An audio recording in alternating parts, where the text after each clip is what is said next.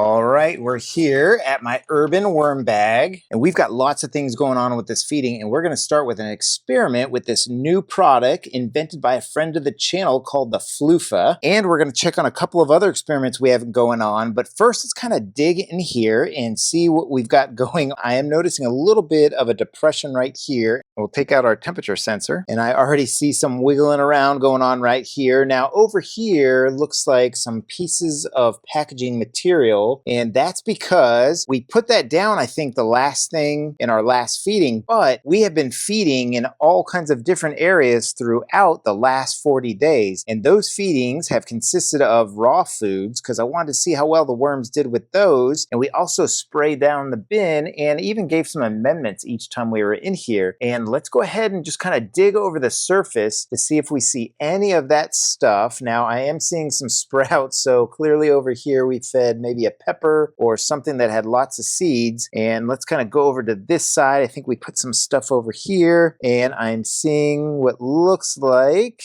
oh man, are those tomatoes?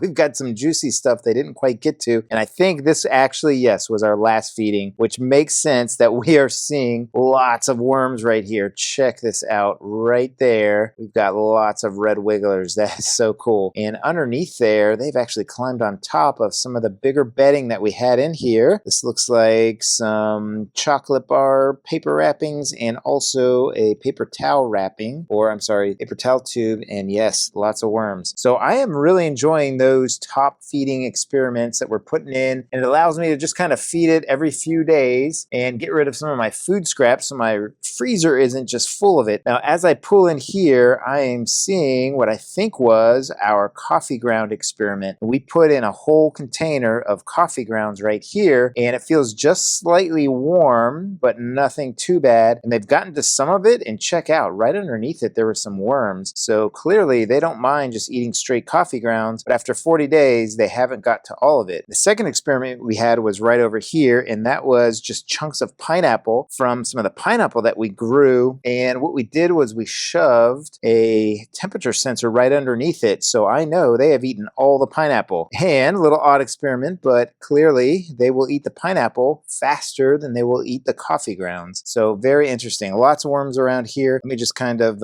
you know what? I'm not even going to take it out because there's so many. I'll just push it to the side. So let me keep digging and seeing if we see any of the stuff that was in our main feeding that we did 40 days ago. And first we put down the old broccoli stem in the middle. Then we put the bigger long-term bedding pieces on top of that, followed by a pie crust. Then we added a bag of food scraps with onions, banana peels, some avocado peels, and a good-sized chunk of watermelon. Next, we filled the sock with some of the food scraps to include a whole banana, and we put the watermelon on top of it. Then we started an experiment with pineapple chunks from my garden in a whole container of used coffee grounds that we just talked about. And then after that, we added a bunch of large bedding material from around the house, added the captured worms from our last harvest, and sprinkled the amendments we forgot to put on the feeding. And finally, we topped it off with damp shredded cardboard. And you know what? I'm not seeing that sock. Let me go ahead and dig around a little bit and see if it's over here, because what I did want to do was kind of compare that sock to its partner. What is this?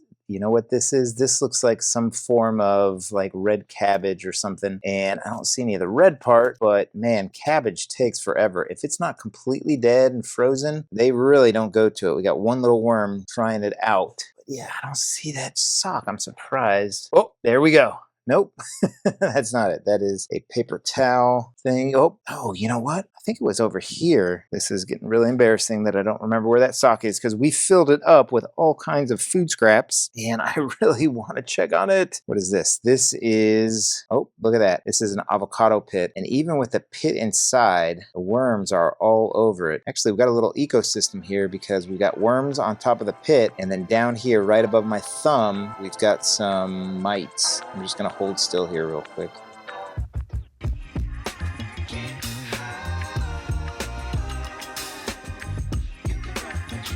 All right, very cool. So we were sitting there watching that. I was trying to think of where I put that sock. So I'm just gonna dig around a little bit, and then once I find it, we will start back up. Oh, there we go. There is the sock. Let me get its partner real quick.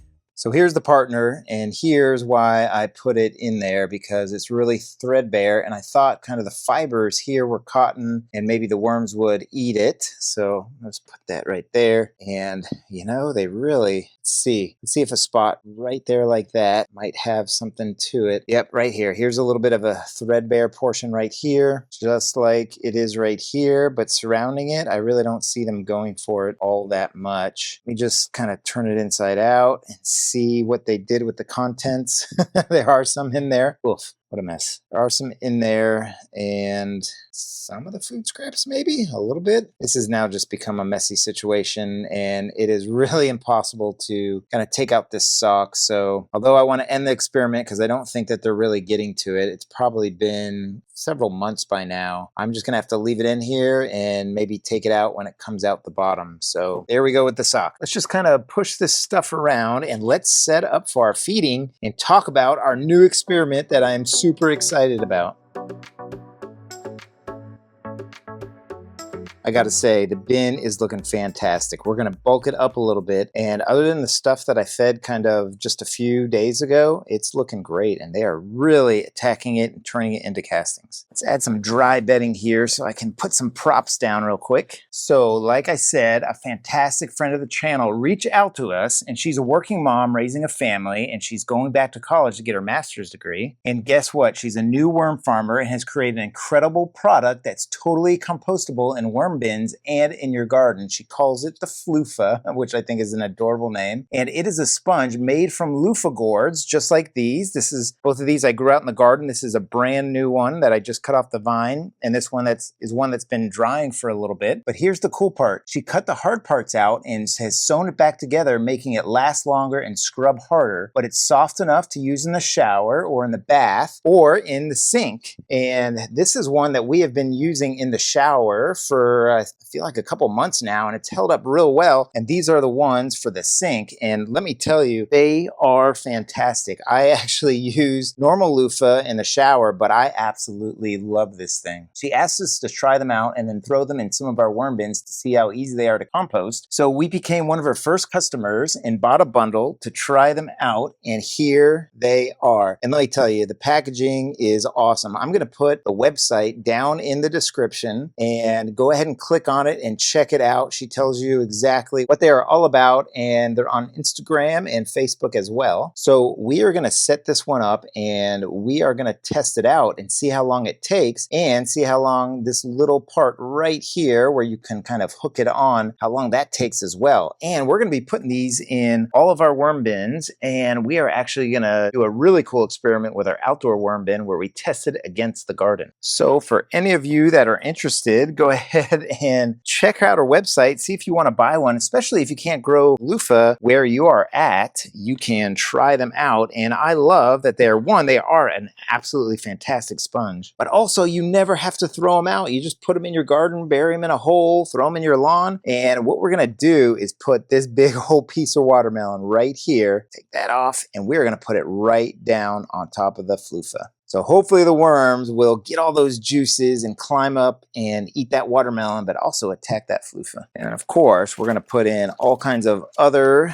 food scraps, lots of peppers and lots of seeds. So we're going to get a lot of seedlings. And then let's balance it out over here with, oh my gosh, lots of grapes. Oh man, we might be here a while seeing these grapes in the next few videos, just based on the fact that I have not crushed them all, but that's okay. I really like how this looks. Check it out. But of course, we're going to mess it up with some amendments. This is just some pulverized eggshell grit that the worms use in their gizzard. And I'm going to do a new batch, so let's just get it all on there. And then they seem to like their coffee grounds. I think this is the size of the container that we had put in for our experiment. So you could see they ate a lot, and we're going to give them a bunch more, but we're not going to give them the whole container. And some of you may have been looking at those stickers that we see right here. The worms are going to eat around those, and I'll just be able to pull them off real easy. easy. And then last we'll go in with some worm chow, and I just take some expired grains from my pantry and I pulverize them in my Magic Bullet blender. Same thing I do with the eggshells. And I've got all my worm farming equipment in links in the description and pinned comment if you're interested to see how much they cost and see if they're useful for you. And then next we're just going to put in some of the bigger cardboard that ends up occurring in my household, all kinds of paper towel rolls and toilet paper rolls. I think these came from a shoe and they definitely look like recycled paper, so we'll put those in there just like that. And then we don't have cats, but a lot of people do, to include my parents, so go ahead and get one of these big buckets. They are cheap and easy. They're absolutely free if you have a friend with a cat or you have a cat yourself, but go ahead and recycle them and use them for holding your shredded cardboard or even your worm castings. So this was pre-dampened, so that'll be good. And you know what? I'm going to put in more. I really want to have a good base to put our daily feedings in, just like that. So we're going to spread all that out just like that. And I've been running this urban worm bag for about 2 years. So if you want to see how I've been doing it, hit that subscribe button. It's free. And check out my urban worm bag playlist to watch all of our adventures. So I think that will about do it. Just kind of clean off my hands here, just like that. And if you want to watch a video where I put some of my own loofah sponges that I made out of my gourd, and I really didn't make them, I just peeled the skin off the gourd, go ahead and check out this video right here.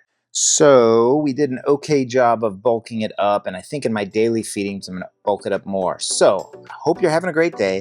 I hope your worm bins are doing fantastic. So happy vermicomposting, everybody. Take care now.